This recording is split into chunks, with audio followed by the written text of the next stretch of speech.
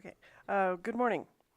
I'd like to call to order the meeting of April 23rd, 2026 for the Planning Commission. And if everyone will please rise for the Pledge of Allegiance. I pledge allegiance to the flag of the United States of America and to the republic for which it stands, one nation under God, indivisible, with liberty and justice for all.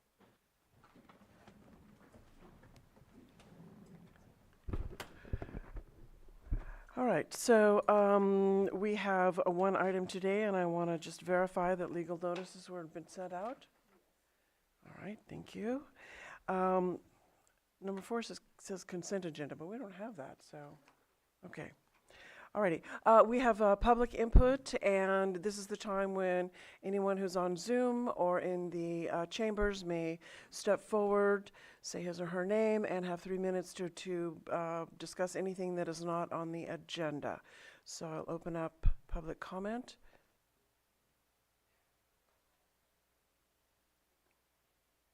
Anyone on Zoom? All right, so close public comment.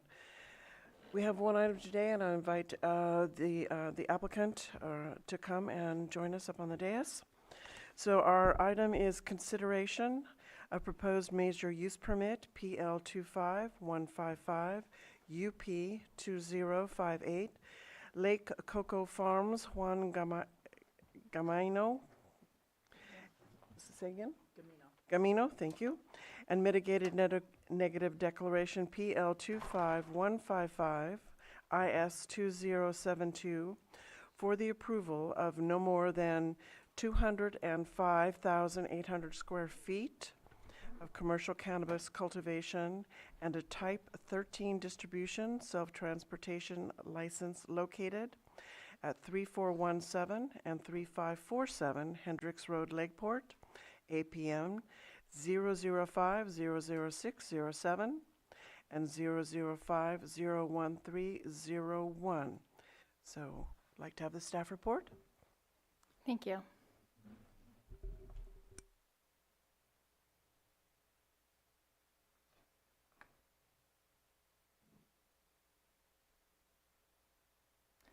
Good morning. My name is Trish Turner. I'm an associate planner with the Community Development Department of Lake County. The project consultant are present in chambers, and it is important to note that the public comment attachment 8 has been received both in support and in opposition to this project proposal. Mitigation measures and conditions of approval have been incorporated to address neighbor concerns.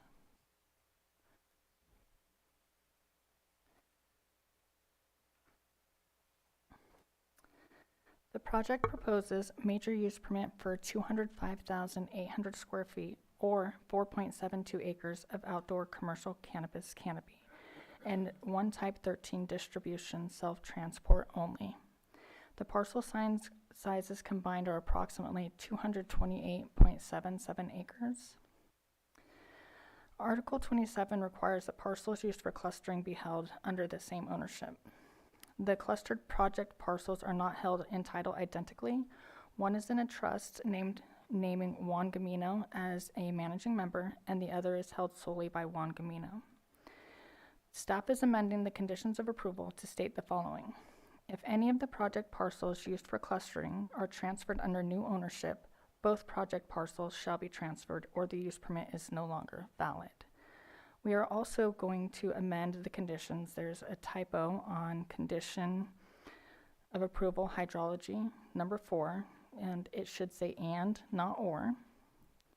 And on the last page, there is a number 5 for the last condition, and it shouldn't be a 5. It's just carrying over from the previous page as well.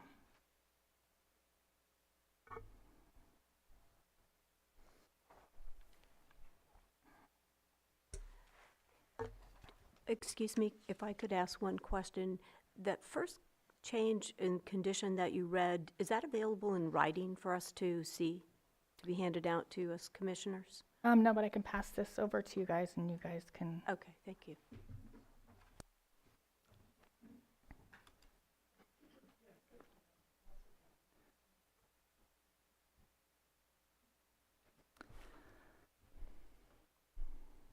The site is located in the unincorporated area of Lakeport to the west of Scotts Valley. The closest community growth boundary is approximately 9,552 feet east of the project parcel. The outdoor canopy location is outside of the 1,000-foot buffer of the farmland protection zone, as seen on the map identified by the pink shading.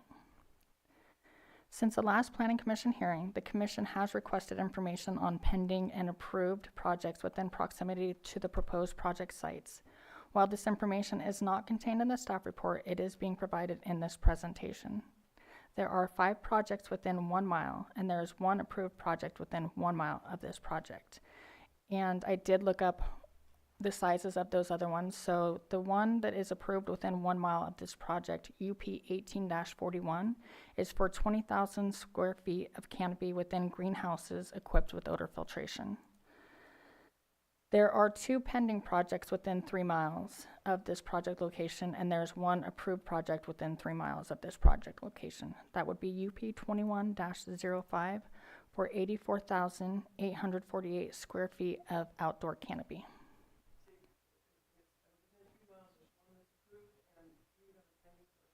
Yes, no, 2 that are pending.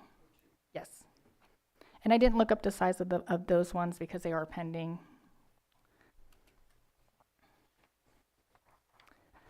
The general plan designation for these parcels is resource conservation, agricultural, and rural lands.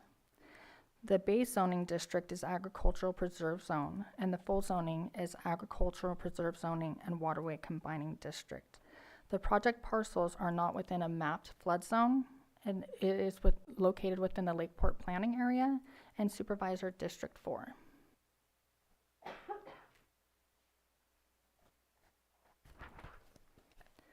The property is a level valley floor that has been in active agricultural use for years. The specific development areas we're looking at are the disked hay fields right in the center of the 2 parcels. Since these fields have been regularly disked and worked, the site is already heavily disturbed from its historical use. There is a heritage oak located on site that is protected from disturbance, and no tree removal is proposed. All setbacks from Hendricks Creek have been identified, and the project includes avoidance by design.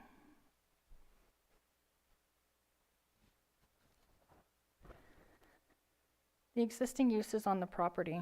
There are currently 2 single-family dwellings, 1 groundwater well, perimeter fencing and access gates, 1 5,138 square foot existing metal barn, and a total of 4 culverts.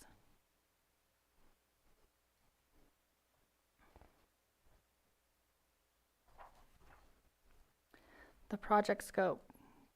The proposed project is proposing 3 3,000 square foot greenhouses for immature plant propagation, 1 9,600 square foot metal building used for processing with a septic tank system and an ADA compliant restroom, 4 5,000 gallon water storage tanks, a 25,000 gallon total water dedicated to fire suppression, a 5,138 square foot existing metal barn for harvest storage, 120 square foot chemical storage area, 8 standard parking spaces and 1 ADA compliant space, a fire department turnaround meeting PRC Public Resource Code 4290 requirements.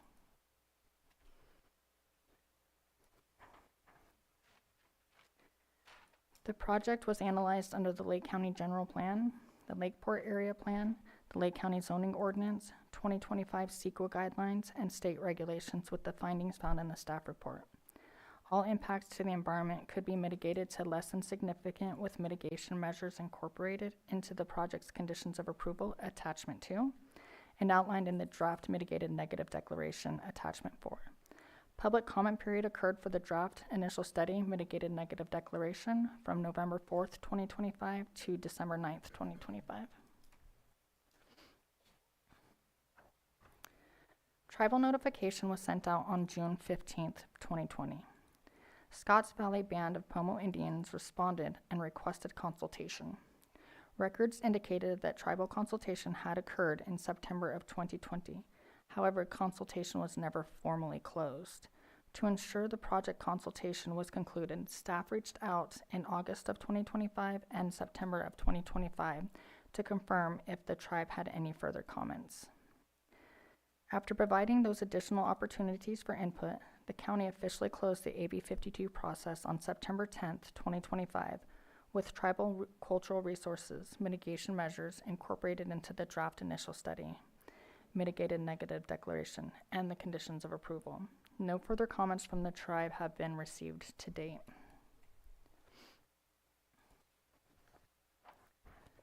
Points of interest is the water usage. The applicant has submitted a hydrology report and a drought management plan. This is attachment number 5. The project parcel has one well on site that will be used for both parcels of cultivation and on-site residences. The hydrology report evaluated a 1,000-foot sphere of influence to identify any neighboring wells in the area. According to the hydrology report, the technical testing shows the actual radius of influence for the well is 143 feet, and physical drawdown from the well is contained within the project's own boundaries.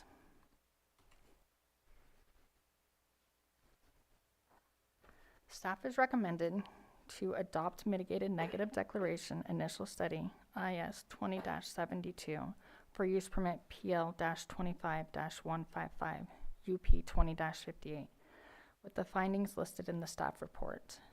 Staff is recommending to approve use permit PL-25-155 UP 20-58 with the proposed conditions of approval and with the findings listed in the staff report and as amended today.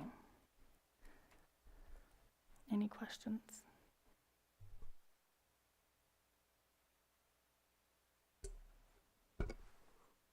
I have questions.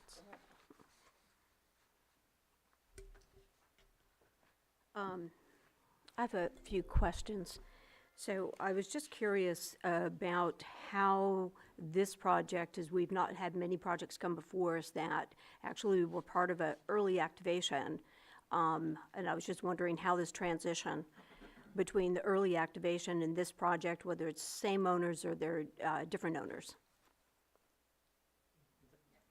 Oh, okay. Good morning, Trish. So, good morning.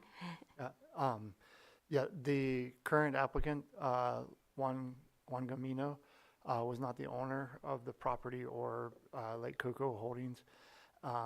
At the time of early activation, they purchased the property, I think it was 2021, I think it was 2020 when early activation was used for 1 year. And they purchased the property and Lake Coco from the then landowner at that time. Okay. So again, my question goes to staff, just wondering how that transition between early activation, or if there is any transition, or given the change of owners also, whether that's just cut, that's a different project, and this is a different project.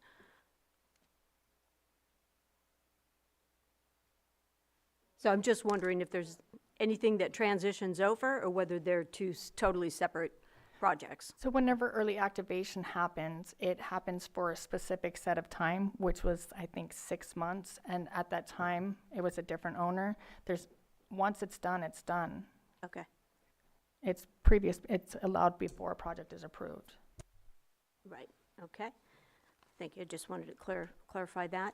And then also there's some,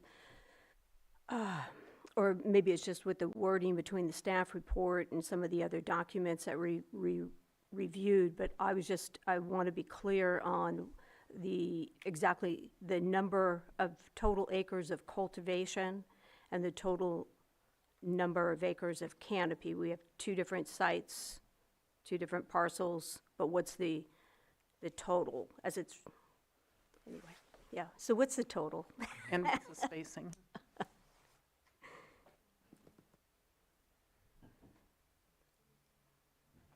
So the total of the canopy is going to be 4.72 acres or 205,800 square feet.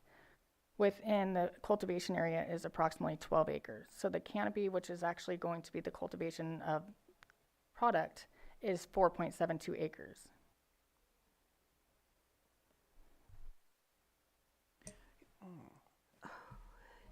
All right, I did. Did you get, was that confusing to you also? No, I just divided by the number of square feet per acre. That's kind of how I do it. Yeah, But I'm mystified about the water situation. Now, I did this review of this a couple weeks ago when it first came up, so it's not fresh in my mind, but my notes say that it's going to need 20,283 gallons per day given a 6-month growing season. That's 845 gallons an hour all the time. And that's enough for 512 plants per acre. Is that what the plan is, 512 plants per acre? Or We have this discussion often. It's the number of plants. I mean, it's from my perspective, and I believe my client's perspective, it's irrelevant. The number of plants per acre. It's about the square footage of the canopy, and so there are certain strains that in a 10 square foot area, 1 or 2 plants would occupy that whole 10 square feet. There are other strains where it would take as many as 8 plants to occupy that whole 10 square feet, and that has a lot to do with how tall and how wide the plants get, and that's a product of their life cycle. Some plants have a very long life cycle and are not harvested until late fall, while others have a shorter life cycle and are harvested much earlier, some in the summer or early fall.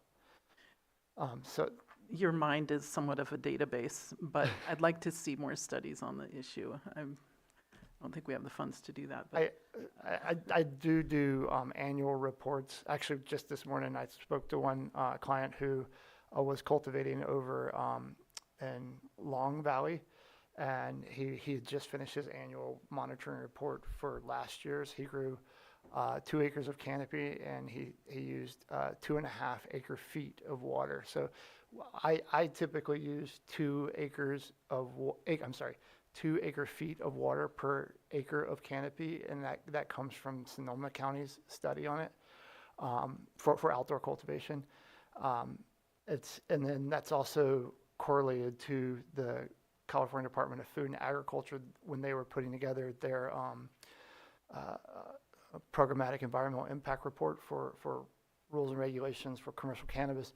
They determined that it was similar to like hops and tomato production, and that's where they came up with like 1.8 to like 2.2, I think, acre feet per acre, and that's what I always use, once again, because to me the number of plants is irrelevant, because it's, the amount of water they're going to use is a product of the canopy and size of the plants.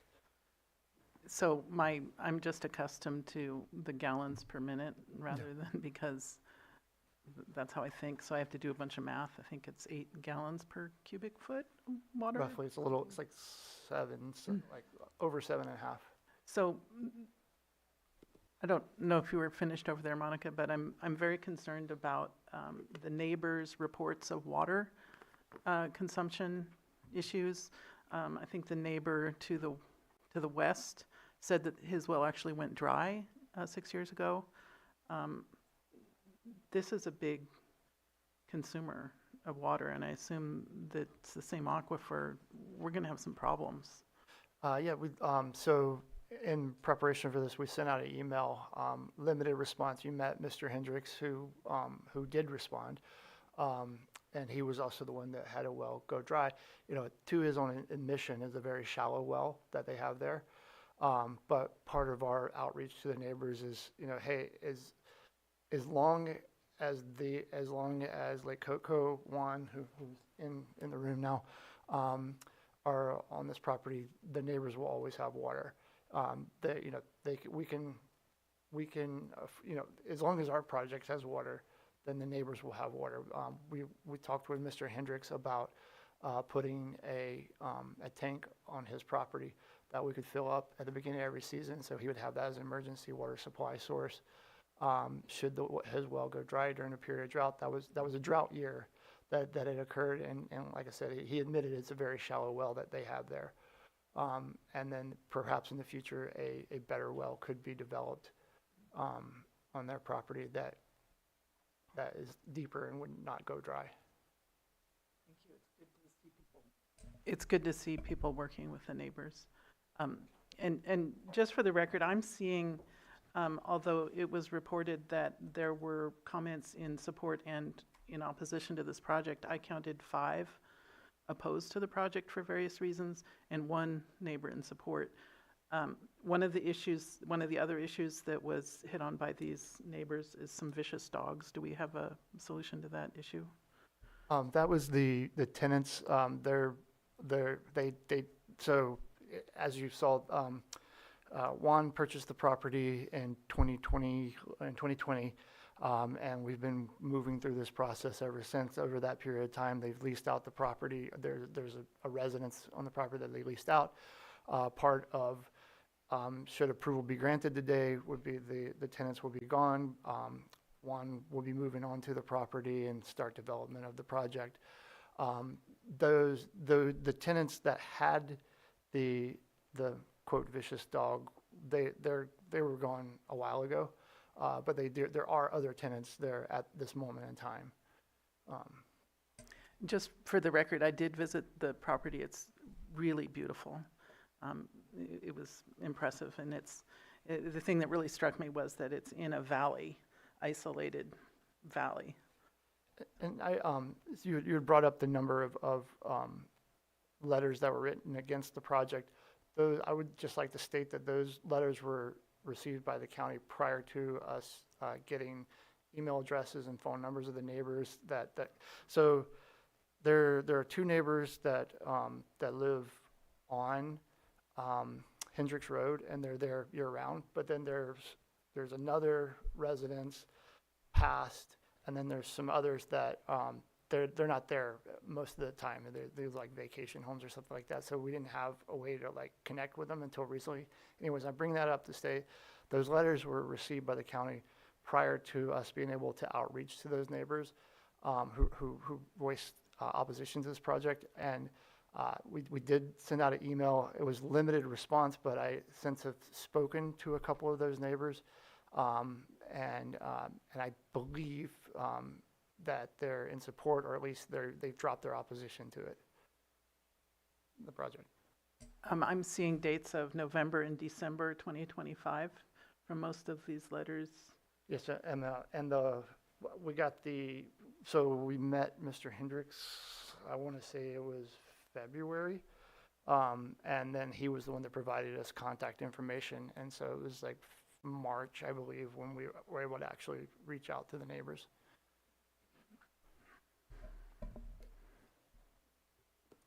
Yes, I do still have a few questions of staff. And I'm just going to respond in regard to that, is that given that we basically review what's in front of us, we have no letters to substantiate your statements there, but would love to hear from the neighbors. So for staff, in regard to, there was mention of the use of 2 generators as backup, and I was just wondering, in the conditions of approval, does that, or where is that included, that mention of that? Does it fall under air quality, or where is that in the conditions of approval that?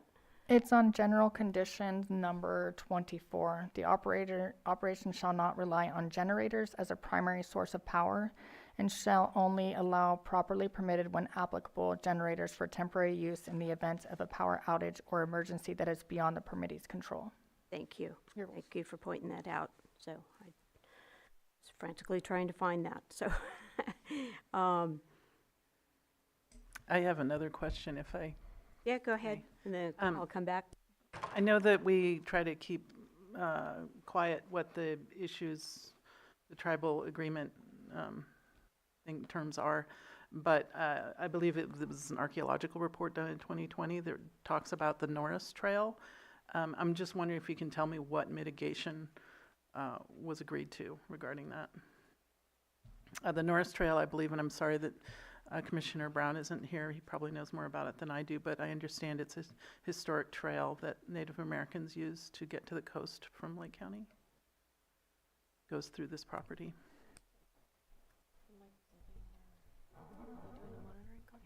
They're not. It looks like per the initial study, we have TCR 1 and TCR 2 that require on-site training for personnel, for sensitivity training, and then also if anything is unidentified or previously unidentified is encountered. I do not see notes of anything specific related to the trail, but that may be due to, confidentiality. I'd like to elaborate just a little bit if I may. All of the ground disturbance would occur in areas that were previously used for agriculture. It was a orchard, then row crops, I forgot what row crop it was, and then more recently it's been used for hay and alfalfa farming. And so all ground disturbance would be limited to areas that have been disturbed in recent history. Thank you. I'll go ahead and also pull up, do an internal review real quick of that report just to refresh our memories as well. Thank you. Okay. And then I would just like to point out that in reading through the materials in the property management plan and the staff report, there was just a few discrepancies, and they're somewhat minor, but on the other hand, they're also not. Or at least I would like to make a statement that I do find some of these things just a little troubling sometimes when it almost appears like there's cut and paste going on, and so it's hard to kind of focus on the specifics of the project, or, is this just kind of a template that we're using? So in regard to that, some of the discrepancies I saw is that in the property management plan, in the best management practices, it refers to Sonoma County Agricultural Commissioner and getting necessary permits through the Sonoma County Permit and Resource Management Department. So, again, those are somewhat minor, but yet important when we're reviewing the documents. The other thing that in best management practice listed, and maybe this was pulled from a project in Sonoma, but one of the things that they indicated is that vehicle speed shall be kept to a maximum of 10 miles an hour while using on-site use to minimize dust generation. But for Lake County, we have in the staff report 15 miles an hour. Again, it's somewhat small and minor, but yet it is a mitigation measure. And why is it 10 miles in Sonoma and 15 here? And then there's, what I would also like to know is the surrounding, and I couldn't find this in any of our maps that are presented, but there was once in the past, we would receive information that showed us the surrounding parcels. There was the map that shows parcel numbers, but it doesn't indicate what the zoning is on those parcels. Additionally, on this parcel, there's various different zones, and I would have liked to have seen it delineated, where resource conservation is ag, rural, what parts of those parcels are zoned in accordance to the general plan designation and the zoning. So, but also, for the neighboring parcels around this project site. So, and then just to clarify, one of the reasons why I brought up also about whether or not the previous project, the early activation, was part of this is because some of this material, maybe this has just taken this long to get to this point, but some of the items in our packet are dated way back from 2020. So, and of course, we're in 2026 now.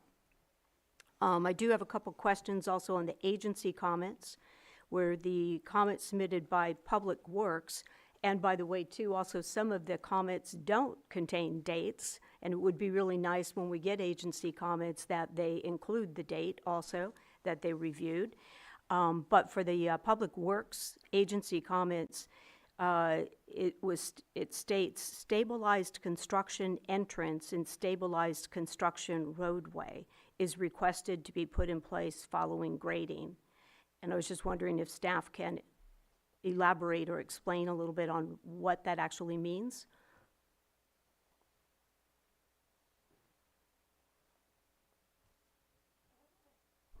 We're pulling that comment up.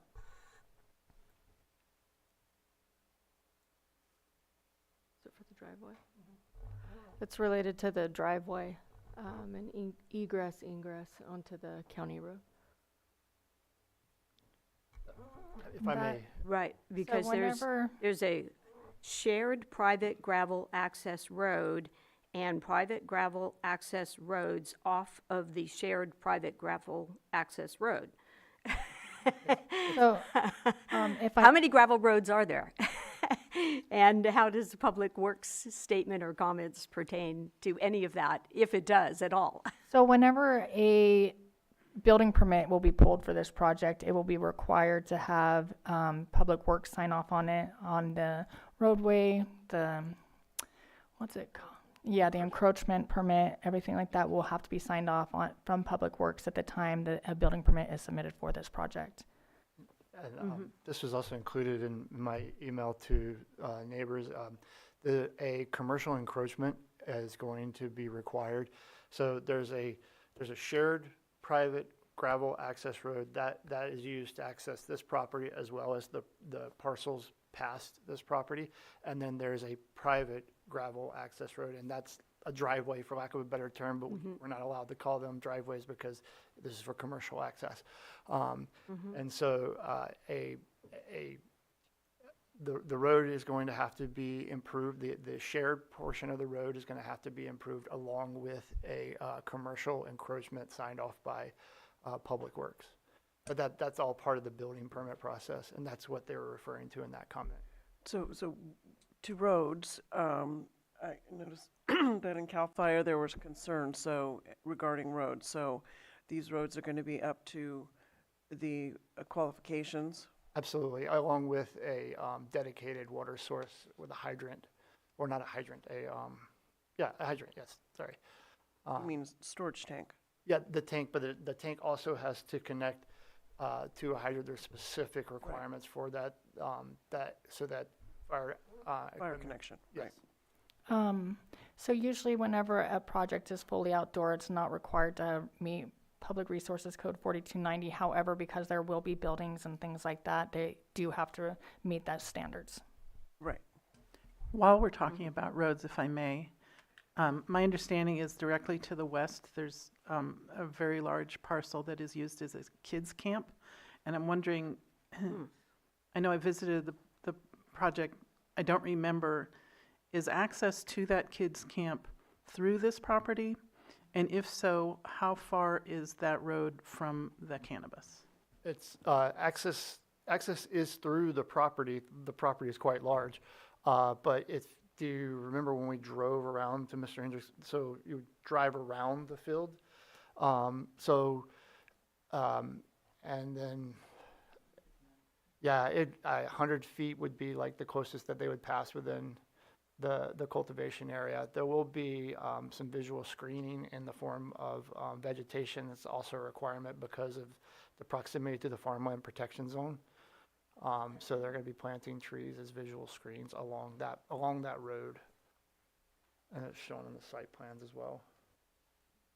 My concern is about odor. So a question, Okay. back to sort of the water conversation. I see the proposed 4 5,000-gallon tanks. So if there's enough water to supply the growing needs, what, 20,000 gallons need to be stored, plus the 25,000 for the fire. Correct. So it sort of bespeaks that perhaps there's not enough water regularly available for. Oh, no, so like that's actually the opposite. So they're going to use, like, if we were really concerned about water, we would propose a lot more storage. That's for use. The storage there is just like, okay, a pump goes down for a day, we need to, go fix the pump. We would have enough to carry us over for a day or two. if we were truly, and it's a requirement, the volume of water that has to be in the fire tank is a product of a calculation on the Yeah. proposed building. If we were actually concerned about running out of water, there would be significantly more storage on here, but we're not. We have no concerns. These wells are very strong. If I may, the proposed well information and things like that is in the hydrology report. The proposed cultivation operation has an estimated peak daily use of 19,117 gallons and an estimated average water demand of approximately 8,674 gallons per day. A well yield test performed indicated that the existing on-site groundwater well can produce 102 gallons per minute. At 102 gallons per minute, the on-site groundwater well could produce the maximum estimated daily demand for the water of the cultivation operation in less than 3 hours and 8 minutes. Additionally, the project proposes 20,000 gallons of water storage capacity for irrigation, which is more than peak anticipated daily water demand. And according to the report, the existing on-site groundwater well is a sufficient water supply source for the proposed cannabis cultivation. Also, the total estimated water use for the proposed project is 3,650,946 gallons per year. The aquifer recharge during periods of drought was calculated at 4,413,007 gallons per year. Since the aquifer recharge during periods of drought is greater than the water usage for the proposed project, the on-site groundwater well is considered to be adequate. Thank you. That's from the initial study, I'm sorry. I have a question on the greenhouses. What's going to be the structure? Can I ask a question about the water Oh, sure, while go we're ahead. on that? If, the well test, again, I'd like to point out that the well test was performed 4/2/2020. So quite a while ago, and wasn't performed during the fall to get, any critical information about what happens during, after sufficient rainfall. So that's a problem. The other thing is that with the hydrology report seems to point to, yes, for this particular site and for this well, that there is adequate water, but something that I think we're failing to look at, and perhaps there isn't, in this area, because I don't know, again, the surrounding parcels and where any other wells are, but again, the cumulative impacts of groundwater use in the area and monitoring that. But I do believe to that point we have some monitoring and mitigation measures put into the conditions of approval that hopefully we follow through on and monitor that for the future, especially since we don't have a sufficient well test performance on this project well. The other thing is I was unclear, and maybe I don't need to know, but on the hydrology report speaks of 3 wells. But I'm assuming that the other 2 wells on the property will not be used for this project and are located elsewhere? There's a domestic well on the property. There's an ag well, a domestic well. But the 2 other wells mentioned in the hydrology study are actually wells on neighboring properties, and they were trying to determine would there be an impact from pumping the ag well to the neighboring wells, and the determination is there would not be an impact. Okay, so I was not clear on that from the hydrology report, and perhaps I missed it, but thank you. Remind me how far away those neighboring wells are? I don't want to misspeak, so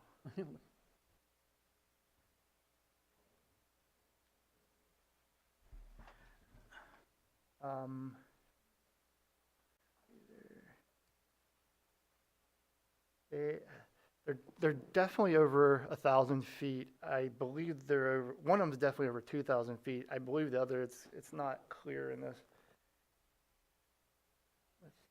Well, that's plenty. I believe our staff said that the sphere of influence was 143 feet, which I'm skeptical of, but did I get that right? I'm sorry.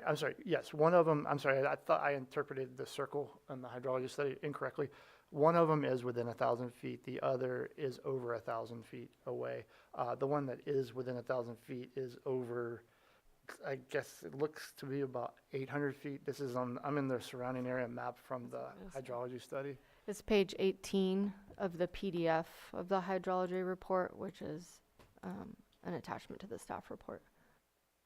And just for clarification, the radius of influence calculated from the project well, the ag well, was 143 feet.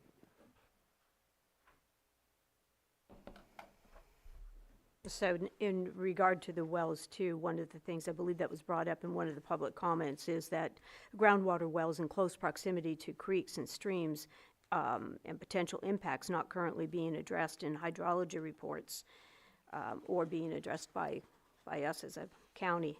So just a point of concern.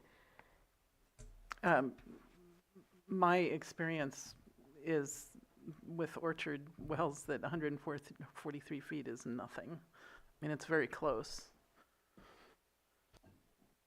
But I'm not a hydrologist.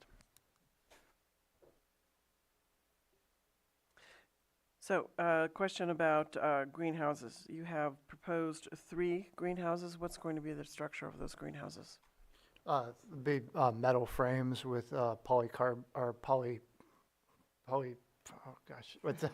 I want to keep carbonate, but that's not correct. Polyurethane? Yeah, no, sheeting with sheeting, plastic sheeting. What's the foundation going to be? Oh, that would be gravel. Gravel. It's the greenhouses are to be used solely for immature plant cultivation. Right. And then 2 storage sheds. There's an existing metal building that would be used for drying only, and then there's a proposed metal building that would be used for drying, trimming, storage, things of that nature. There's an existing like ag metal building right now that would be drying alone, and then a new state-of-the-art building would be developed for storage and for people to work in for trimming, grading, storage, and things of that nature. Okay. And how many residents did you say was on the property? Well, there's one residence that is inhabitable. There's another residence that is it's like a historic building on the property, and so it's not really being touched. But so technically there would be 2 residences on the property, but only 1 residence that could be used really.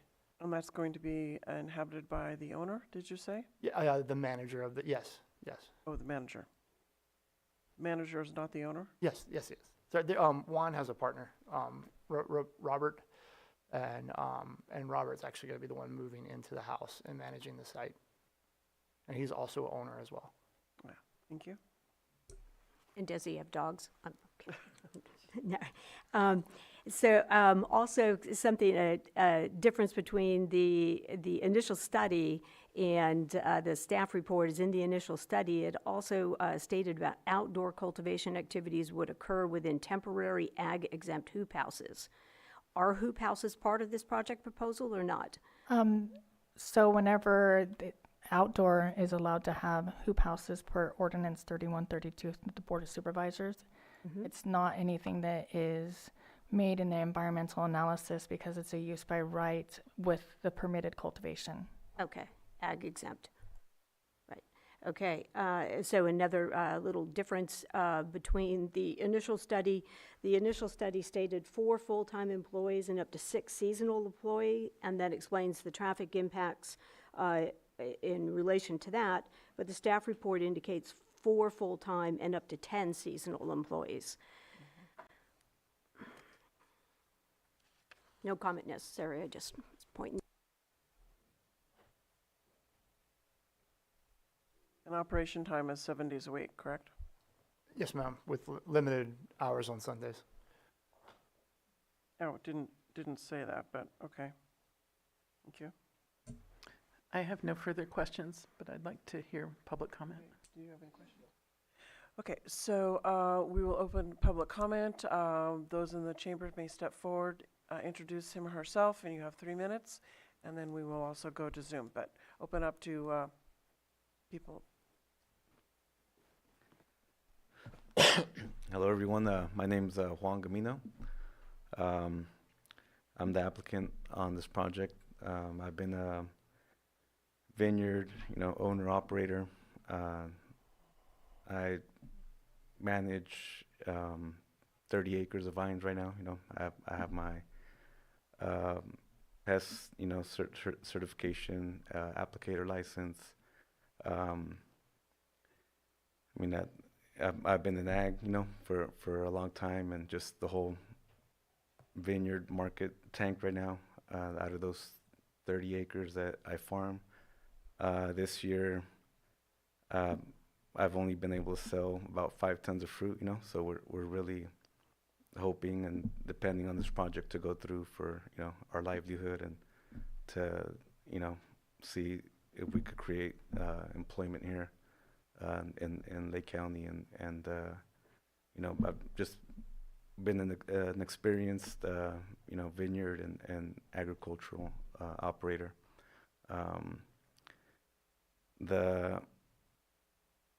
When we purchased this property, years ago, we fenced it. We've maintained it. We've been disking. It used to be a field of star thistle, and after the fires, PG&E has been in there like once a week, checking the poles and maintaining all the electrical lines, and just regarding the water, all the irrigation lines and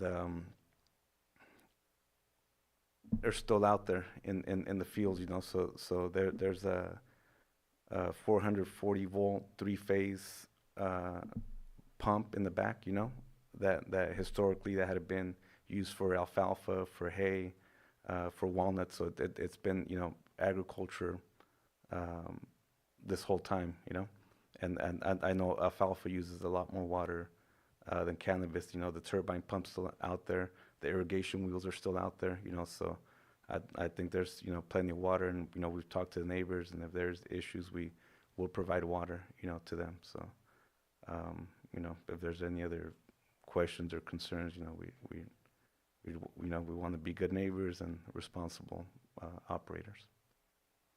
Thank you. Thank you. Any questions or comments? Thank you.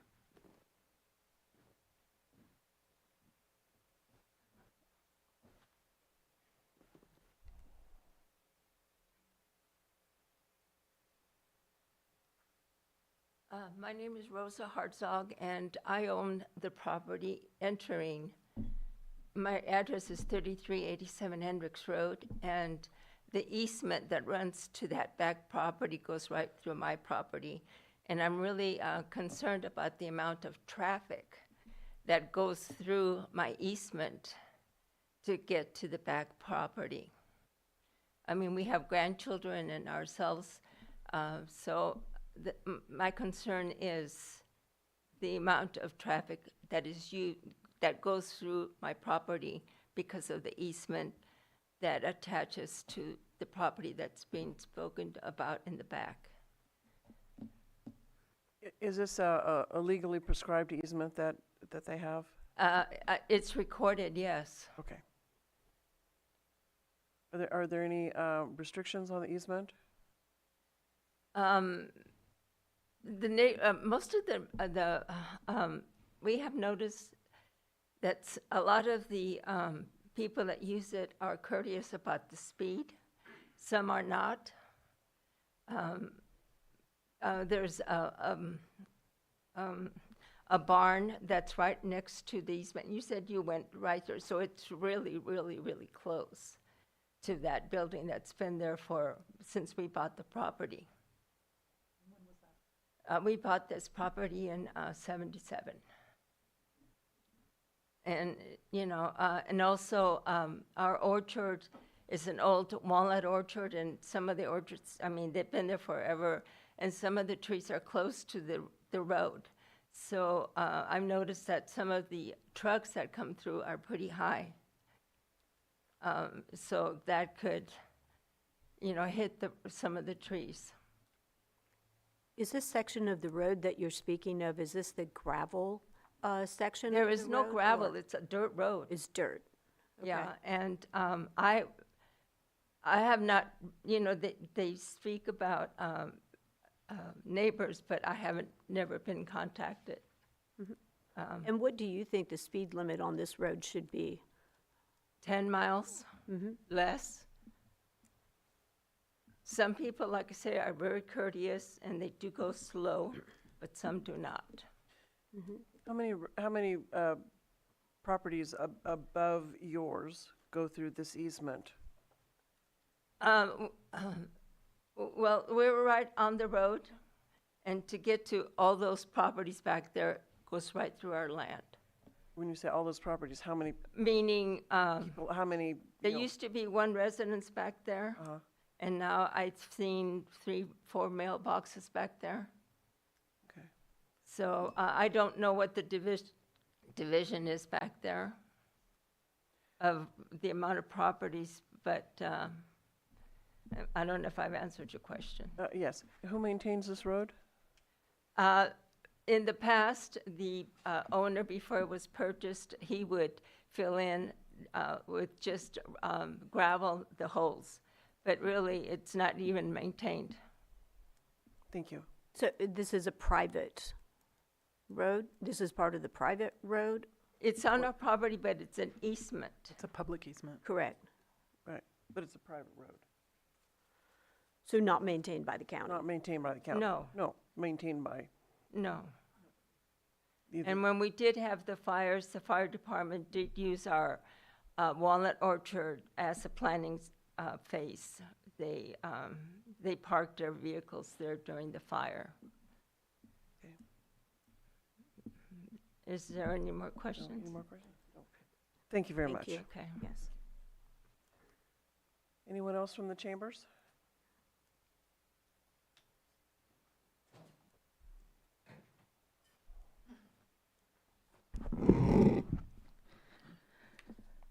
Good morning, Chair Zoller and Commissioners. Margot Kambara. My remarks are based on written public comment sent to the Planning Commission earlier this week. I have 3 points. First, as the Commission has already touched on these concerns, an environmental impact report, EIR, is required.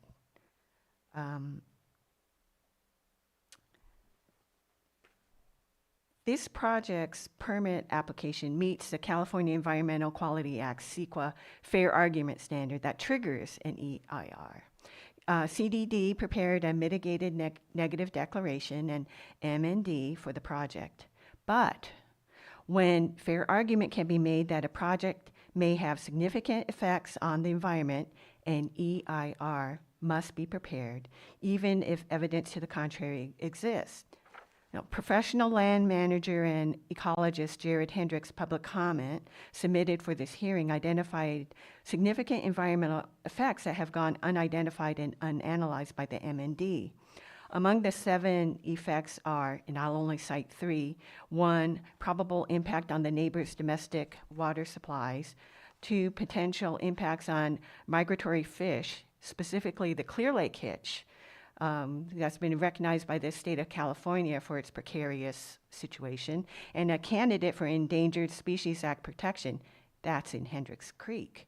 And finally, flooding issues in the Westfield Grow area, specifically storm water runoff and pollution potential are unaddressed, with drainage into Hendricks Creek.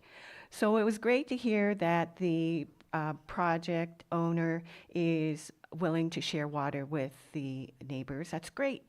Is that going to be a condition of use or a condition of approval? It'd be nice to have some teeth into that goodwill.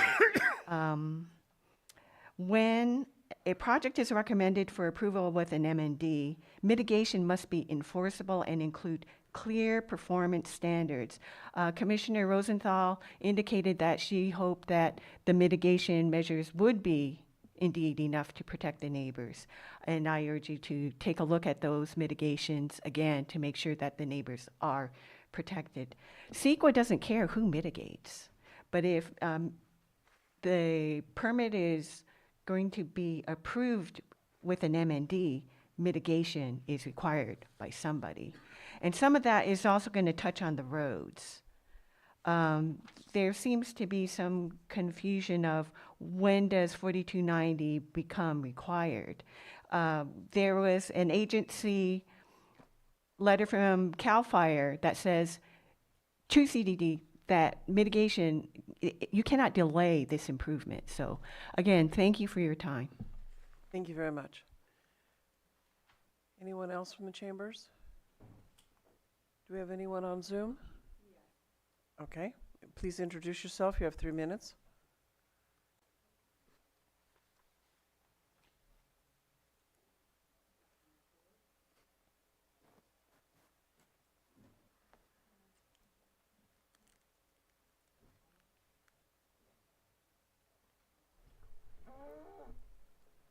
Donna, Yolanda is trying to unmute you if you can hear us to speak.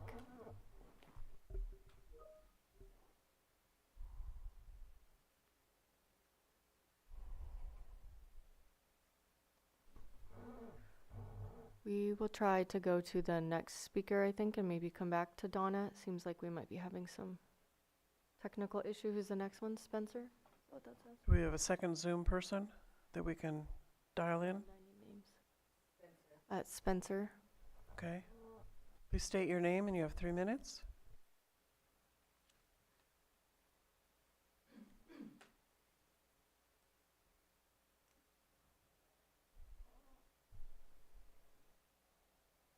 I don't know if anyone is trying to speak, but we can't hear anyone. I don't know if IT.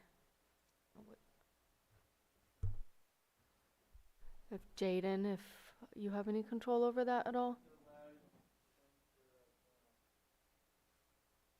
Can we unmute them on our end, or do they have to do it on theirs? We are trying on our end, but they also have to unmute, I believe.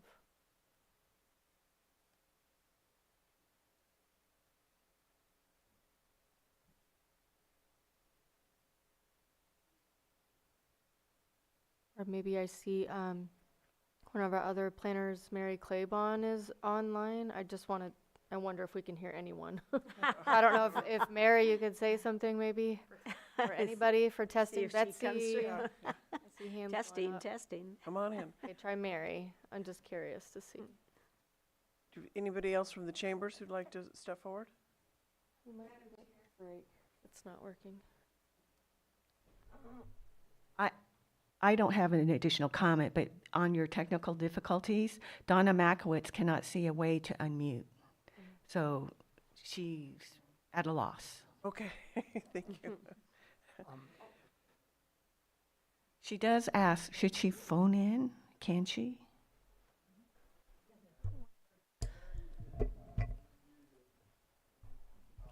Looks like Mary is unmuted. Mary, can you try to? Mic check.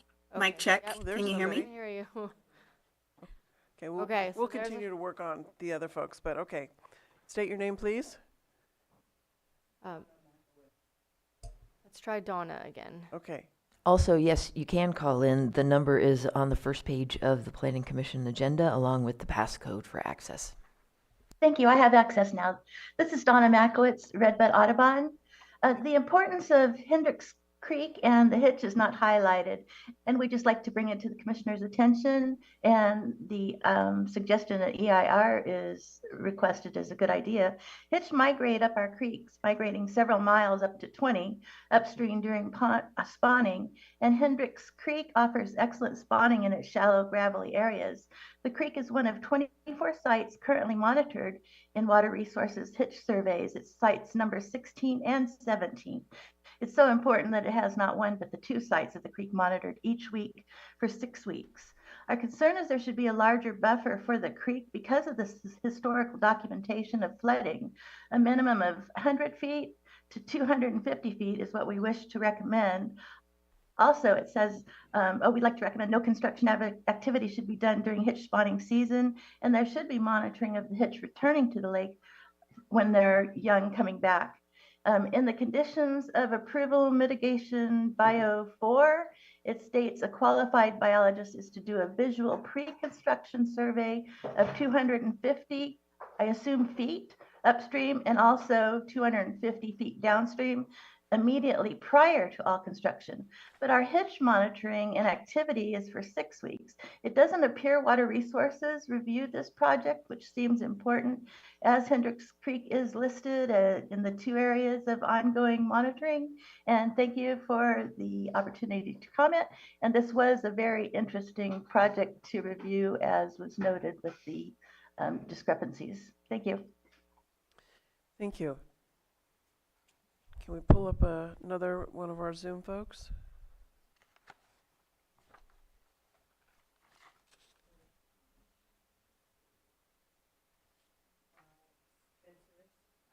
Hi, can you hear me? Yes. Please state your name.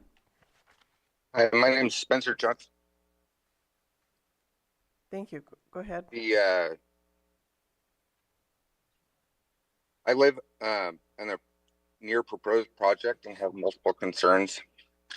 Hendricks Road is not designed for heavy traffic and commercial use. Adding a large operation will significantly increase the traffic, creating hazards for wildlife, livestock, pedestrians, and nearby residents. The operation has already doubled the amount of traffic, and increasing it will make things worse. Dirt driveway, large trucks, trailers, vans, and vehicles using the road is already a disturbance. Throughout our home and neighborhood, a 7-day-a-week operation with traffic 6 a.m. to 10 p.m. is not something that's appropriate for a residential area, especially with our home being so close for the vehicle access. As stated by other people, our concerns with runoff into Hendricks Creek affecting both the hitch and the western pond turtle.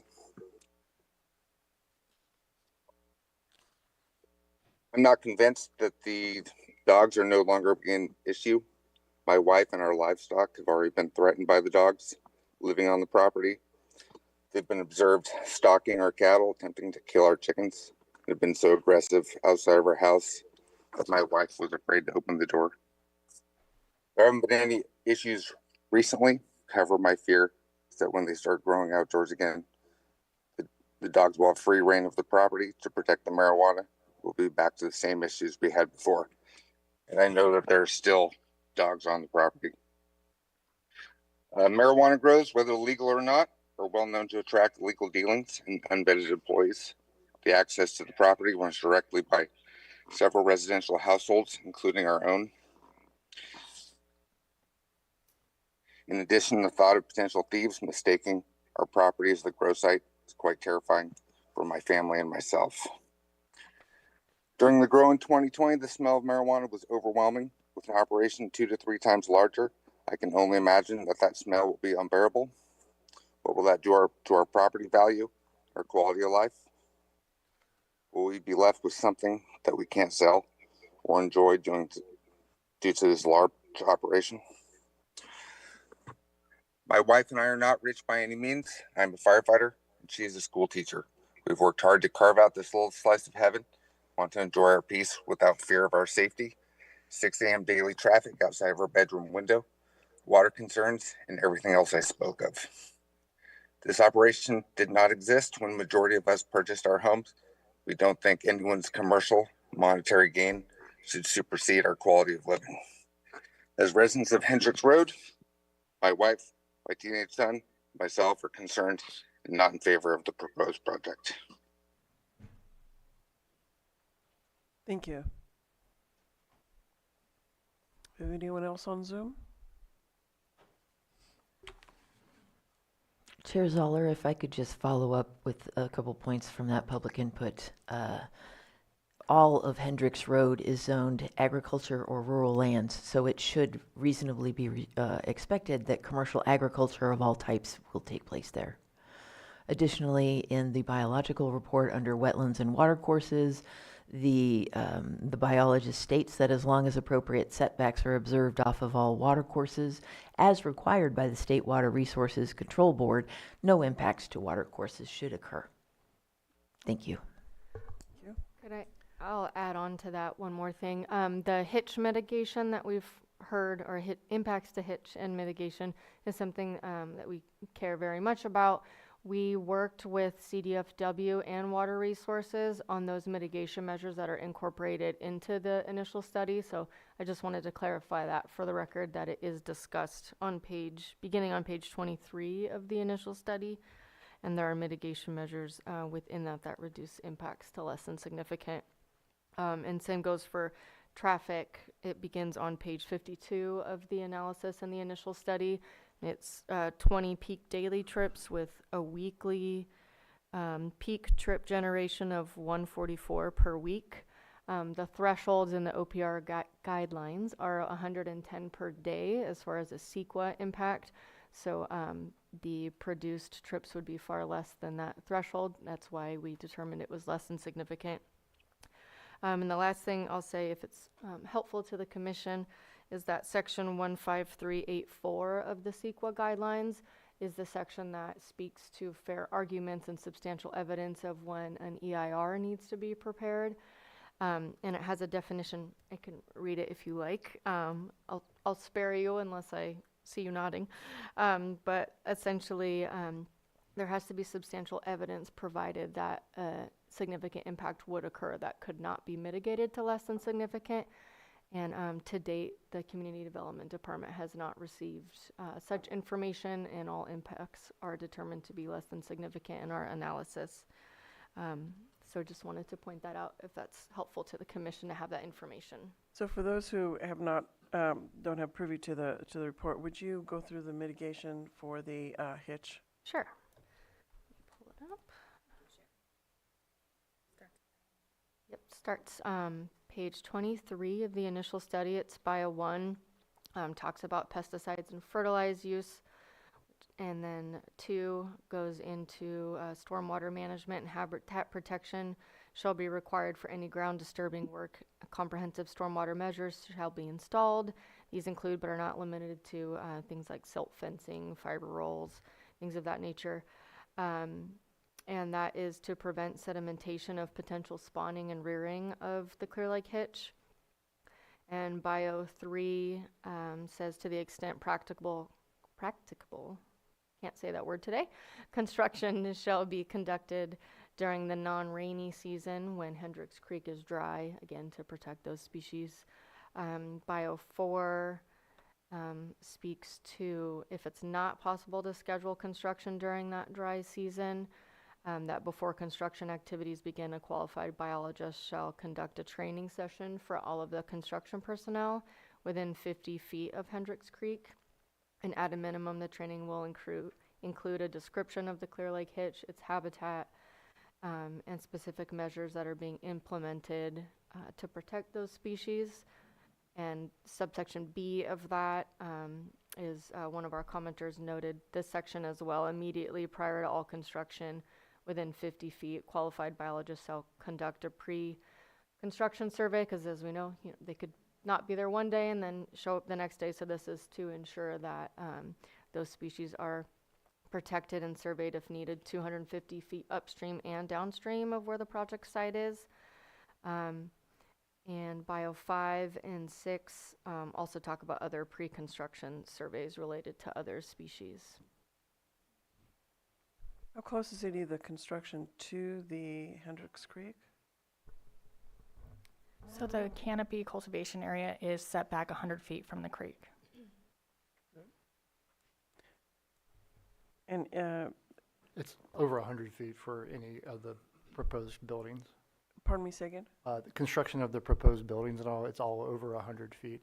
There's the existing driveway, or, Right. sorry, private gravel access road. There's the existing driveway, and everything would be, all new disturbance would occur south of that driveway, which is further from Hendricks Creek than that driveway, on the opposite side of that road, the existing road from Hendricks Creek. Okay. And did you already say this? Perhaps the outdoor grow is going to be fully fenced? The whole area is already fully fenced with a pretty robust fence. So it's already been utilized for growing? Yes, the previous owner cultivated on the property under early activation, and Okay. then when Juan purchased the property, the first thing they did was put up a fence around there. Do we have any information on the prior permit and how much acreage-wise was produced? I can look it up really quick. We don't know offhand, but we can try to look that up for you. It was the front field, so remember going there, so it was almost all of the front field, but none of the back field. So roughly half. Yes, roughly half.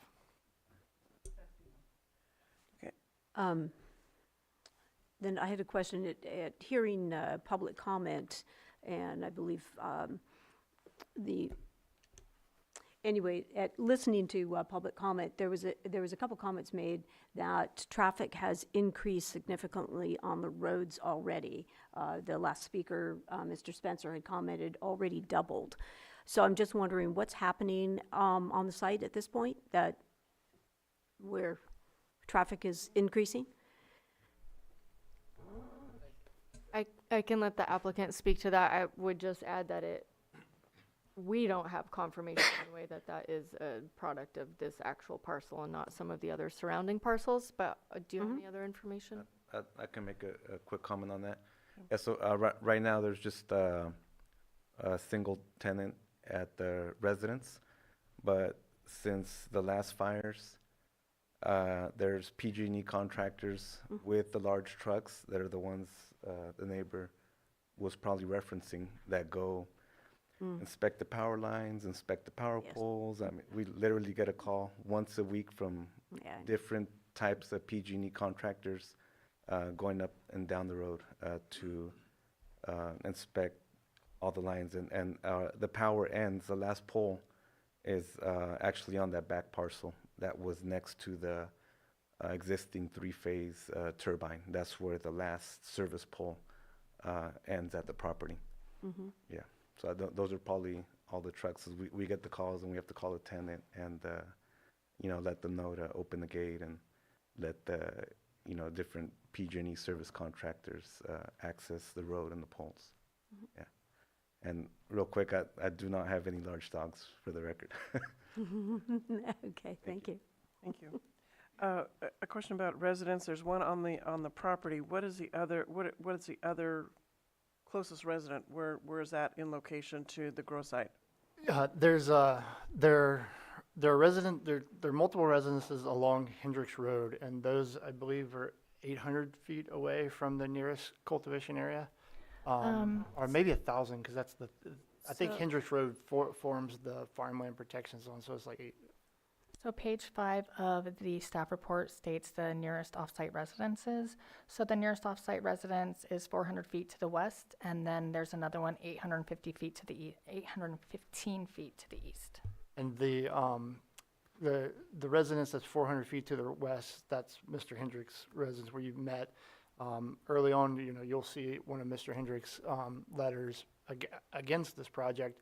But then once we met with him, he got to know Juan and Robert. And now I believe that's the impression I've been given. I don't want to speak for anyone else, but I believe he is now in support of the project after getting to know the project better. One of my biggest concerns is the kids' camp to the west, and Mr. Hendricks is the one who's going to have to verify. My impression, I have to go with what I'm seeing in front of me, and it's in writing. It's very detailed. And he does talk about vicious dogs in the last year, so I'm not at all assured by this.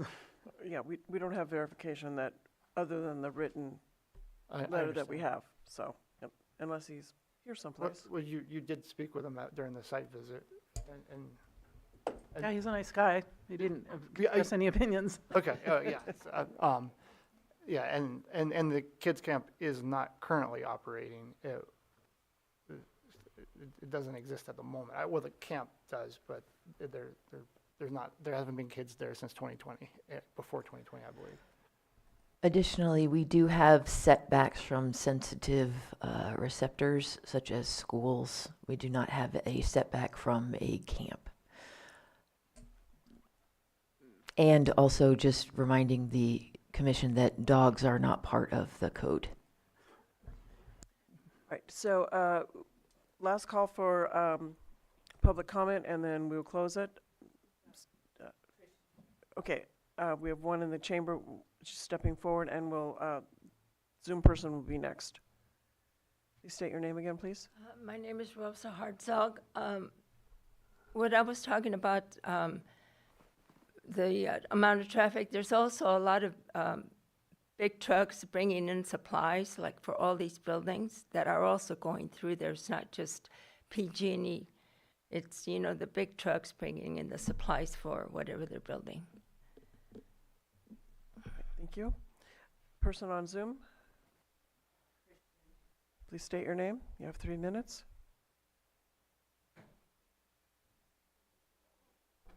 Christian, you are open to speak if you can unmute yourself.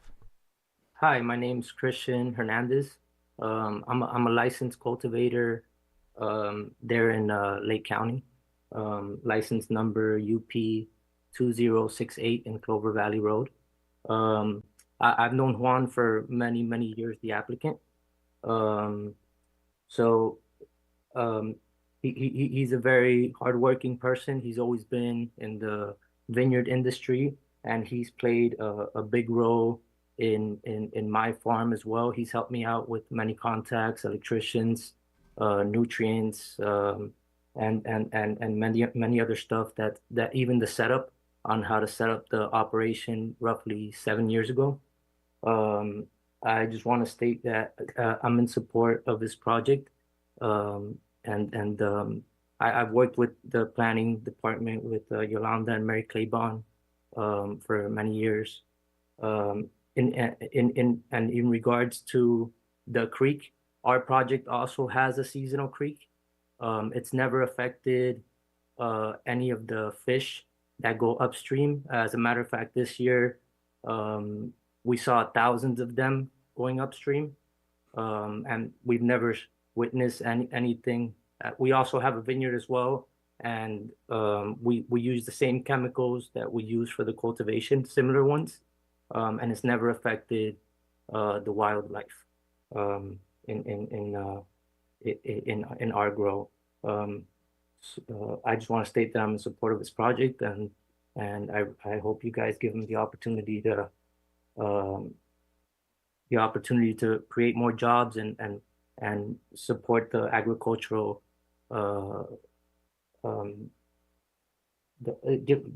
support the agricultural economy there in Lake County. Thank you. Yep. All right, last call for public input. Do we have anybody else on Zoom? No? All right, so we'll close public comment and bring it back to the commission for any other questions. I don't have questions. I guess I'm going to make a couple comments, just letting my fellow commissioners know kind of where I stand on this project. Is I think, as with so many of these projects that come before us, it boils down to water, roads, odor, and in this case, a few other situations. But in regard to water, while I'm fairly confident that there's adequate water for the project at the site, I think it's an ongoing issue here in Lake County, that there is, as stated in the hydrology report, that there is great uncertainty with the aquifers, and we don't really know.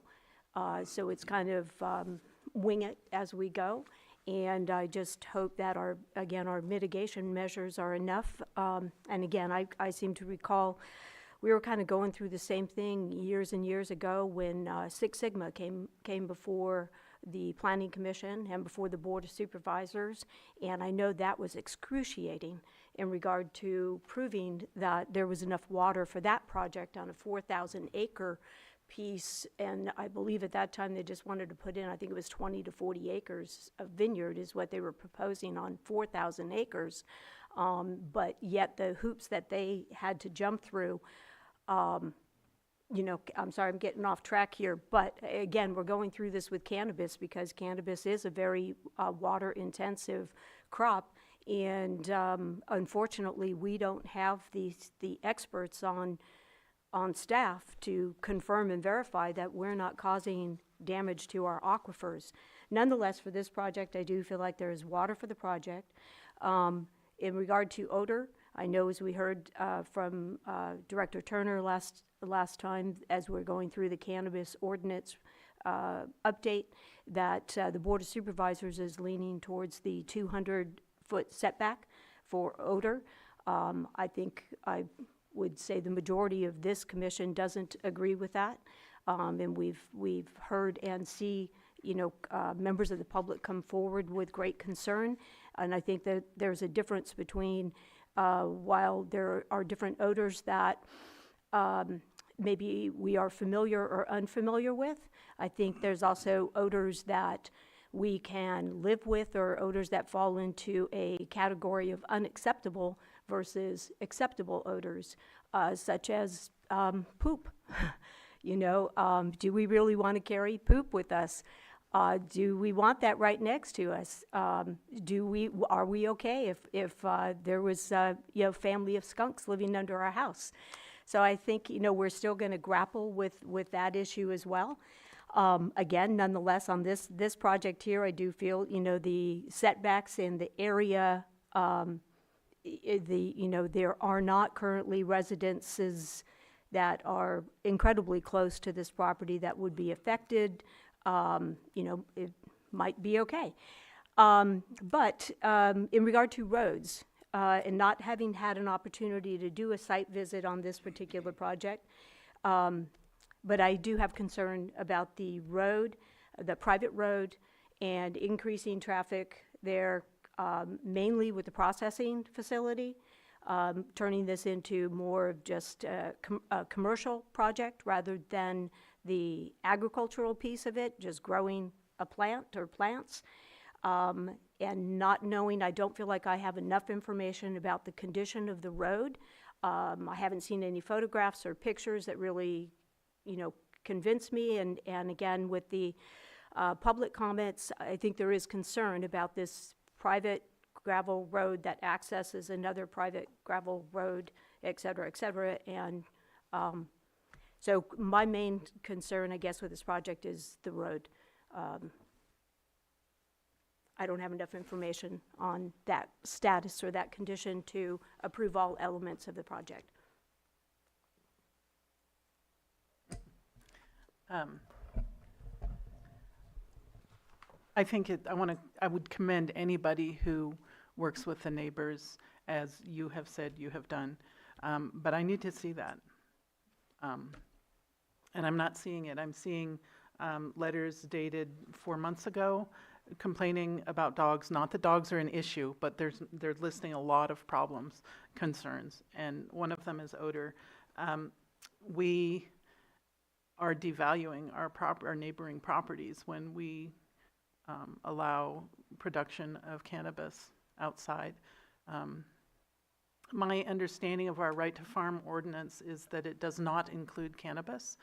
Maybe things have changed and maybe I need to be informed better about this, but right now I'm acting under the assumption that our right to farm ordinance does not include cannabis, and cannabis does not have, cannabis growers do not have the right to stink up the neighborhood.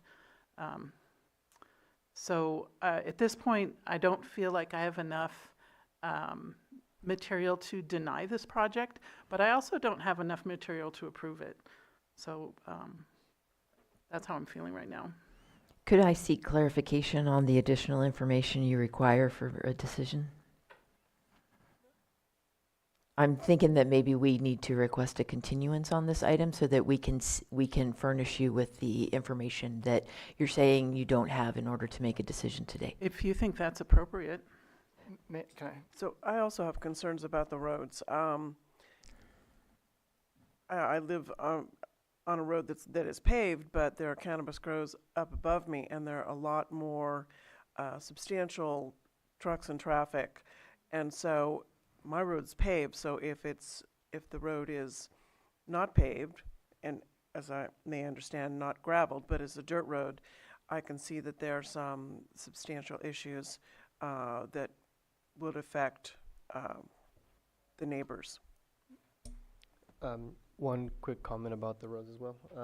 So I know that off of the Hendricks Road, there's a driveway, which is the easement that all the other properties at the end of that road use, not just this specific project.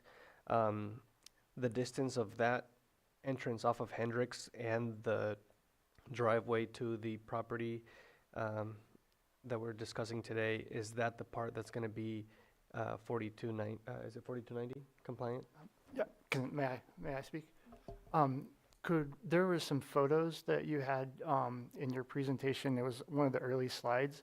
One of those showed the road. I mean, it wasn't a picture of the road. It was a picture of the entrance gate to it. But I believe I can provide you with the information that you're seeking.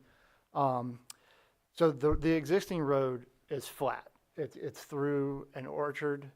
It winds a little bit. We're going to have to, wind around. The existing road is not 4290 compliant. We will have to bring that road up to 4290 compliance, which is going to be requiring importing some gravel to improve the surface, as well as the construction of a commercial encroachment where that road meets Hendricks Road. So the picture on the right, that is the top right, that is the existing road that's used to access the property. So from here to Hendricks Road, it's about 1,000 feet, so about 1,000 feet long. That section will have to be improved all the way to this gate and then onto the property. And then as far as public outreach, if you will allow me, I would like to read the letter that we wrote to the neighbors, and the letter was sent. I got the email addresses from Mr. Hendricks on March 15th, and I sent it that day. And then on March 26th, I was able to verify that it was received by Mr. Hendricks, as well as the Spencer Johnson, Johnson I believe his last name, but Spencer, who commented earlier.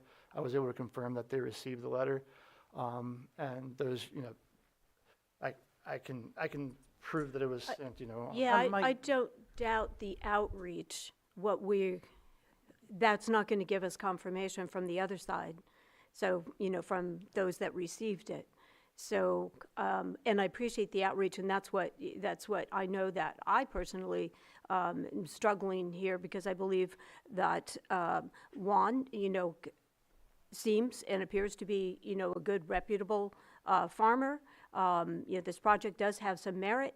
So, but there's a few missing pieces, and for me, part of it also, just for staff, as I was pointing out, kind of the differences in, or different things, even though, some of them are somewhat minor, but, there are some differences in all of the information that we're here. And so it just leads me to, it's like, okay, is this really a project that's put together and, ready? Are we getting all the pieces? Or are there still, they're cut and paste things? I mean, again, we're not going to Sonoma to seek permits. So it should say, in Lake County. I searched the Sonoma thing, and that was that was best management practices from Sonoma County. That was in the biological study. Yes. And okay, it was a cut and paste. Lake County does not have a list of best. Darn it. Darn it. What I'm saying is that the reason that's in there is the biologist is like, well, I recommend that you implement these practices. These are good practices to implement. And because it is cut and paste from Sonoma County's best management practice, it does reference Sonoma County per permit division multiple times in there, yes. Yes. I figured as such. And so, I'm sorry, yes, I figured as such. And again, I wish then the cut and paste, as far as also little things or whatever, as we heard from Rose here, a member of the public, 10 miles an hour, when I asked her what's the maximum on that road.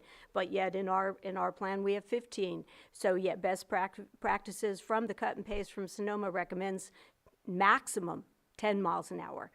So why isn't that transferred over then, if, and given that we don't have best practices, and perhaps we should. And to that point too, I'm going to also mention, I guess I'm just using this as a forum, but our drought management plan.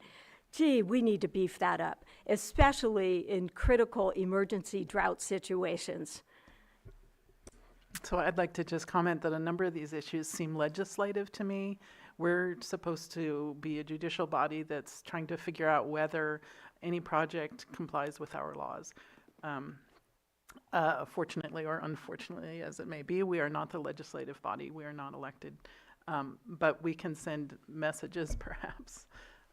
If I do think now that this project should be continued, because at this point, I'm not ready to approve it, but it does have many merits. So, did you have any comments? I do have some comments if you. No, go ahead. Yeah, so there is one driveway back to the roads, I guess. Past the 1,000 foot, it looks like it splits into two. One that goes to one of the residences and one that loops around, and that's the one that most of the neighbors use. Is that correct?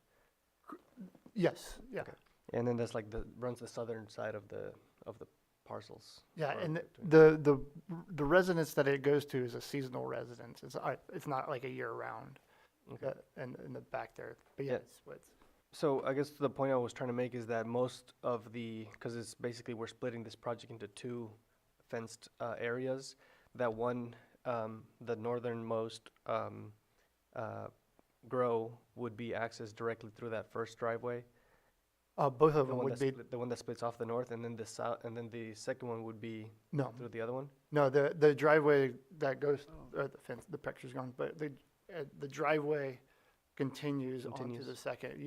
So you would only be using that section of road between Hendricks Road and the entrance to the Okay, fence. yeah, just that's kind of what I wanted to know. If part of the improvements that are going to be made off of Hendricks is because that's the only section of shared easement that you guys are going to be using, and the rest of the road will be, for the other residences that are there. So I'm looking at how those impacts are mitigated, and they're mitigated by improving that section from Hendricks to that driveway. of Yeah, the property. and then one of the comments in Mr. Hendricks' letter was, about flooding occurring on the backside of the property. Well, that was because a culvert that is used on that section of road, used to access Mr. Hendricks' property, was plugging and so therefore water wasn't, but Juan and Robert got out there and worked with them, and they fixed the issue. They were not aware of it because they don't use that section of road. That section of road is only used to access the properties in the back. Okay. Yeah, and also, it's always good to see when neighbors or when applicants do that outreach to the neighbors and extend their help, like the being able to provide water in case of emergency. So those are good attempts. One, it's good to be kind and neighborly, especially when you're doing these. But there's improvements that are going to be also coming that'll, benefit some of those residents that use these roads as well to access their properties. I think that the water study that was done in 2020, that was during the extreme drought years. Which was, I think 2021 was the worst year when the declaration of emergency was, 21. it was declared by the state. So from there, I mean, everybody felt that, our lake was probably at its lowest that it's been since like the 70s. So I'm sure we would get some, pushback on the water use. Historic use for the property, that's always interesting to see. As we noted earlier, alfalfa does require a lot more water than what is proposed here. But any type of water should be evaluated, which is kind of what we did here with the hydrology report. So that's another point where I'm in favor of the project as well. So yeah, I mean, the last thing really is odor, but we don't have, I think we discussed it one of the last meetings, that we don't really have what's a good odor and bad odor if you have a farm and the smell of, how we said it earlier, of animals. That could be considered bad to some people that are maybe not from the county or visiting, so it's, that's probably one of the toughest ones to decide on, but until we have some kind of way to measure that or maybe looking at other projects that we have in the county. I know that that doesn't relate to this specific project, but to see how many complaints we're getting for odor, when they do the inspections, what's going on. Maybe I don't know if staff could, I don't know how we would go about writing something up when these inspections occur, either when cultivation's happening, maybe having in the report when peak, odor is expected, and then reaching out to neighbors then to say, hey, around this time is when it's going to be the most. It's not a year-round event. It occurs only in the last months from flower to cultivation. So I think just further informing and being, having that good communication with your neighbors will go a long way. But basically from the findings that I've made, I would move forward with the project as it is. But I would take this back to the chair to make a decision. Thank you. So we're at the point, if there are no other comments from the commissioners, we can make a motion recommended either to approve or to put a continuance on this. So I have one question just in this. I'm sorry, I should have asked this earlier. This is a question for staff in our conditions of approval, and maybe I've missed this in past conditions of approvals on similar projects, but on, let's see, I don't have a page number. In our conditions approval under timing and mitigation monitoring, the 1, 2, 3 bullet point under item number 2, in the compliance monitoring, it states the permittee shall contact the Community Development Department to schedule such inspection for the annual inspection site. And I was just wondering, why, this doesn't pertain to the project. This is just a verbiage thing, or, is that our normal policy? Do we wait till the permittee contacts the county to schedule the inspection, or are those annual inspections scheduled on a regular basis? So what we do is we send out the packet for the annual mitigation or annual compliance monitoring to all applicants, and then the applicant has to pay their fee before it can be scheduled. So I think that it could be a little bit of language. We contact them, they contact us, we contact them, and then they agree to dates. And For us and for the public, I just wanted to clarify or whatever, that we're not just sitting back and waiting, and so we that don't sit annual back and wait. inspections actually happen and are on Yes, we schedule. send out the notice to everybody, all cultivators that have been approved, that annual compliance monitoring is coming up. And then we request their progress reports or their performance reports, their water usage, all of the things, and then their fee payment for staff time to go out and do those. And then we create a schedule and we email those to the permittees and call permittees and let them know when their scheduled date is. Thank you. And there's a deadline to submit those packets, is that correct? Yes, June 1st. And why is that date selected? June 1st? I'm not sure why that particular date is selected, but it is meant to happen during cultivation activities. I think So- that has to do with the Yes, tax collector taxes also. and things like that. But it is meant to happen for us to do these inspections during while cultivation is actively happening on site. Yeah, So that way we can make sure that they are meeting their conditions of approval, their mitigation measures, all of the things. Thank you.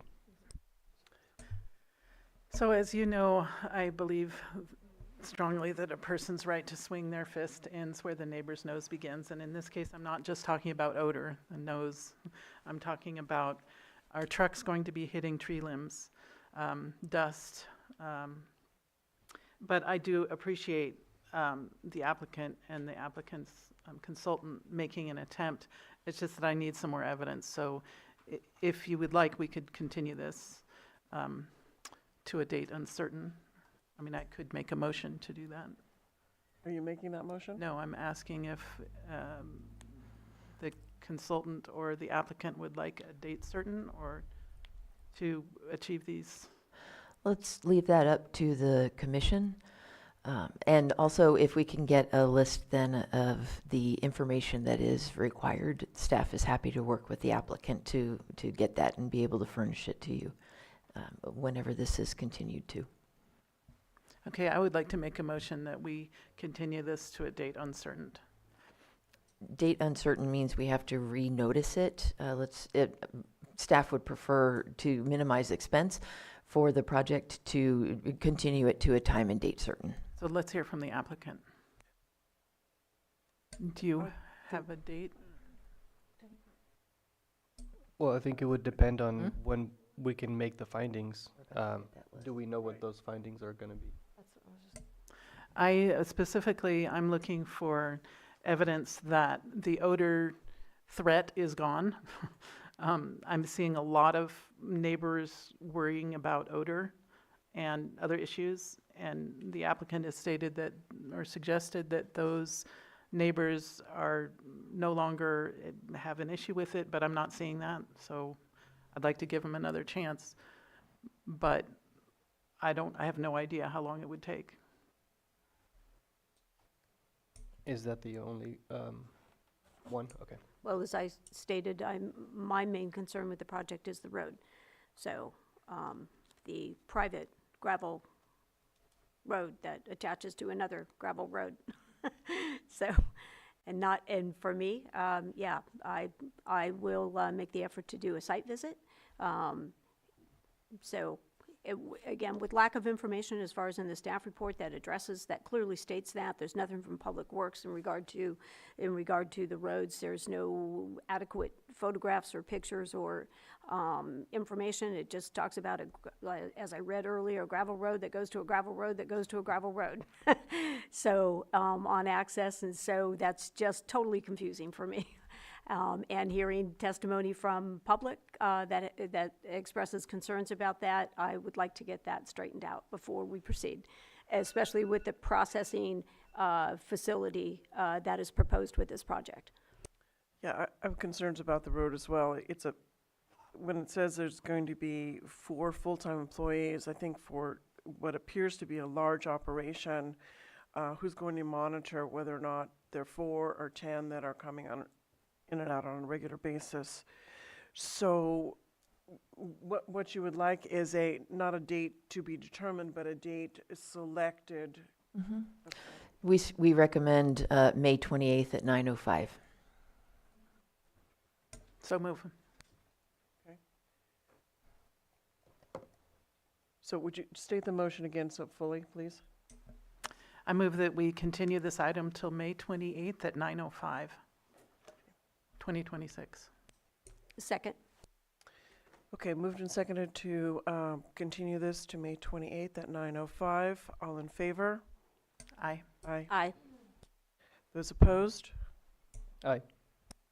Okay, the motion passes 3-1, so this will be continued to that date. Thank you very much.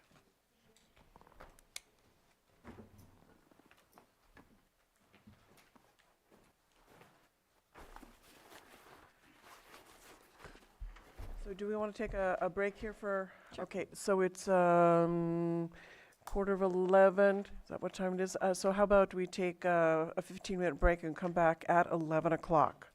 Thank you.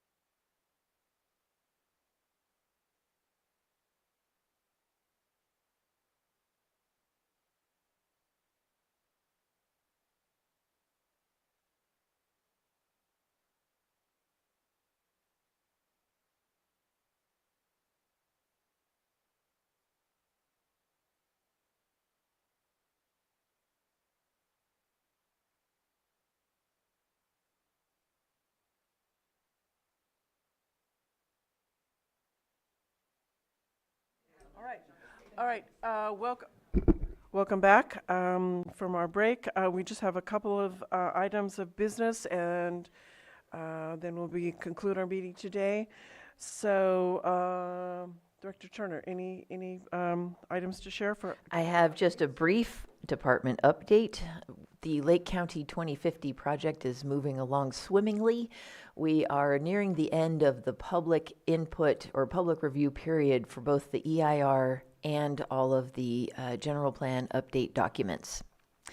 We are still collecting public input for the EIR through tomorrow, the 24th, and the other all other general plan documents through the end of the month. We have held a number of LAPAC, Local Area Plan Advisory Committee meetings all over the county over the last few weeks, and so far Middletown and Eastlake LAPACs have concluded with their review. Yay! GPAC, the General Plan Advisory Committee, has concluded its review. Woo-hoo. And let's see, that is my update on Lake County 2050. Oh, except for further meetings. This evening at 5 at Woody's Cafe is the Kelseyville LAPAC. Next week, Cobb has a virtual LAPAC at 3 p.m. North Lake has a quick meeting on Wednesday at noon, virtual. And the Spanish speakers stakeholder meeting is on Tuesday at 6 o'clock at St. Mary's Church in Lakeport. And do you have a Lower Lake meeting on Friday, maybe? Uh-oh. There was a tentative, maybe? There was a tentative meeting, and I'll have to reach out to them because I think it was a tentative meeting based on the notes that I sent them, which I haven't sent them yet. So, yeah, let me take a look at that. Okay, thank you. Thank you. Lower Lake. And I'll then- look at my notes. And then when you're finished with that, maybe you could tell us, let the public know where the meeting notes, whatever was concluded, can be accessed online? Sure. They're not available online. I did tell the LAPACs that I would send them my copies of my notes, and so I will send that out to the LAPAC email list. And I'm going to, but I won't have time to do it probably before because I'm so busy holding LAPAC meetings. But once the LAPAC meetings have concluded, I'm going to compile all of my notes into like a single Eastlake LAPAC notes, Middletown LAPAC notes. And I'm going to send all of those notes to everybody that's on the email list for the different LAPACs. I think it would be wonderful if they were accessible to the public on That's a somewhere. good on the idea. county's I'll work with website. the internal team to get those Thank you. uploaded on the lakecounty2050.org website. That is lakecounty2050.org website, which is the hub for everything Lake County 2050. Maybe they could sit under the heading, the documents where you have all your other things. Yeah, it'll probably be like LAPAC notes, something. Yeah, we'll find a good term. Great. So I have just a request for an agenda item to add to our discussion time of our meetings. And it's, my wonderments are about sort of our own operation. I'd like to talk about staff reports.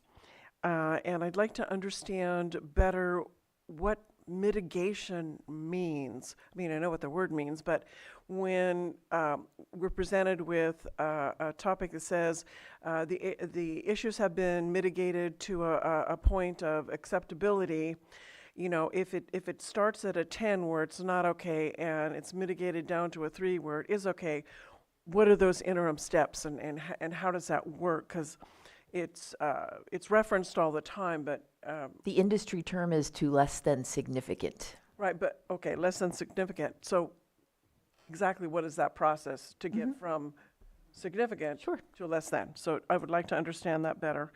And then just a discussion about our meeting structure. We have recently invited the applicant to come up and sit up at the dais and just make sure that, you know, we've done it the last couple times, make sure we're still okay about that. And does anybody else have any other topics? I'd just like to have such a discussion available to the public. I'd like it to be agendized for that reason, so the public is aware and can participate.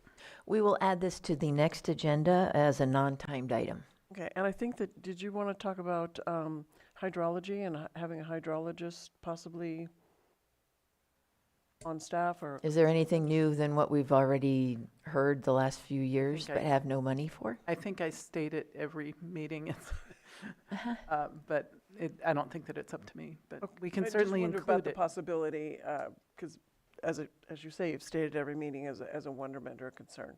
Mhm. So, Well, I'm totally blanking out, but there was something I mentioned to you.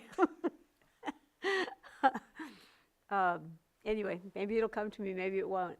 We will keep it specific, but also somewhat broad, and pose it as a discussion so that you won't, if you remember, hopefully it'll still fit into that agenda title. Yes. And if not, we can always agendize another discussion. And I think maybe what you're referring to is also a little bit further, deeper dive into explaining the initial study report. Right. So where where it's decided on whether something is mitigated or not, or it Correct, can yeah, be yeah. or cannot. Right, yeah. So just to delve into that, and process. so Sure. as we probably have the conversation, it'll spark other questions. But yeah, if we could leave it a little open on We'll that. call it the environmental analysis process. Oh, that sounds exciting. Okay, it? sure. I know, right? All right, so if, I don't know what items we have for our next meeting, but as soon as we have a meeting, perhaps like today where we only have one item, gives us a little more time Indeed. for that kind of conversation. Mhm. Sounds good. So because we're going to have this discussion, I will table page 2 of the Planning Commissioner's Handbook for a later date. Yes, yeah, we can get into page 2 of the 5,000 pages on another day. Yes. The 5,000 pages is actually the Lake County 2050 project. This one is shorter, though I don't know that that means it'll take us any less time Right, to go through. And just a quick question as far as, and again, for us and for the public, the Record B is the media source where whatever is going to be heard by this body and/or the Board of Supervisors is posted. Is that correct? And Yes, how many according to days out is that available for review? Yeah, Or at thank least you. to be able to see. According to the government code, we do publish on the paper of record. Since we only have one paper, that is the Lake County Record B. In most items, it's a 10-day notification, which means it has to hit the paper no less than 10 days prior to the hearing. There is a new law, though, that talks about a zoning code amendment, which could either be a rezone map or a zoning text amendment, and that is now a 20-day notice. So that goes into the paper no less than 20 days prior to hearing. Additionally, we're not required to, but because Lake County News is definitely a viable news source in our county, we also send it to them. But I don't know, sometimes, it's up to Lake County News staff on when they can post that online. There's not a requirement for them, and so sometimes it does vary. But they're generally really good about turnaround time. As I recall from my mass media law class 35 years ago, it needs to be a newspaper of general circulation in the area, and that definition has probably changed, and Nicole probably knows more about it than I do. Ironically, the definition has not changed significantly. However, in the last number of years, the newspaper of general circulation is a designation given by a court, and a newspaper petitions for it, and they must meet certain criteria to be found to be a newspaper of general circulation, and unless and until they've received that determination by a court, they cannot post, or they can post, but it's not, it doesn't meet the legal requirement for a notice posting. So the county has to use a newspaper of general circulation. This county has only one. So there is no choice but to use that one newspaper of general circulation. And so the criteria are, there are a few criteria they have to meet, and they have to ask the court to make that determination. There is no option besides that one, yeah. Thank you. If no other comments, then I will adjourn this meeting of the Planning Commission. Thank you. Thank you.